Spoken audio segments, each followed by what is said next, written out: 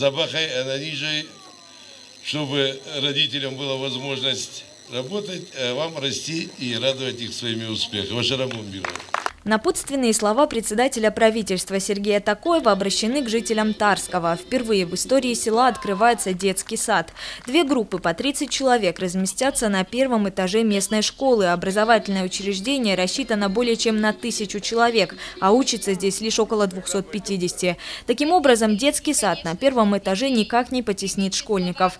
Родители детишек не скрывают своей радости. Теперь их малыши смогут ходить в садик совсем рядом с домом. От всего села, от имени матерей, в частности, детей, хочу сказать огромное спасибо всем людям за труд, который они внесли. Сегодня осуществилась мечта очень многих поколений нашего села.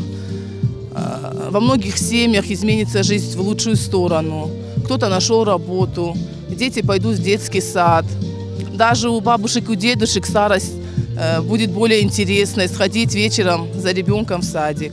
Детский сад обеспечен всем необходимым. Здесь есть спальные комнаты, игровые, душевая и столовая. Группы уже набрали по 30 человек в каждой. Это дети в возрасте от 3 до 5 лет.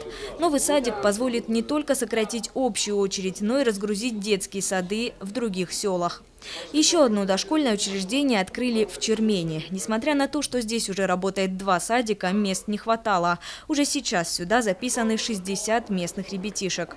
Детский сад номер 7 – пример успешного государственно-частного партнерства. Изначально здесь должен был быть обычный жилой дом, но хозяин решил продать постройку муниципалитету. В течение 3 месяцев он его ремонтировал, и в итоге район получил готовый детский сад. Всего на его создание потратили 10 миллионов рублей, 9 из них из федерального бюджета. В Республиканском министерстве образования отмечают, пригородный район ведет активную работу по ликвидации очереди. Уже на следующей неделе откроются 4 новых объекта – садики в Тарском и Октябрьском и новые группы в Камбелеевском и Михайловском.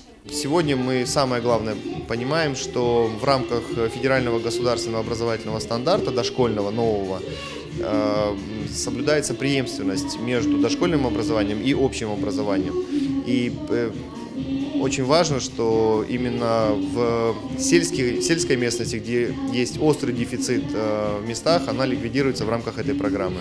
Очереди в детские сады – одна из главных проблем в Северной Осетии. В прошлом году местным властям при поддержке федерального бюджета удалось открыть более 3500 дополнительных мест.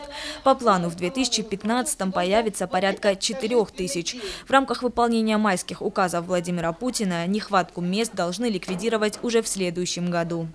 Яна Гайгиева, Заур Цеов, Осетия ТВ.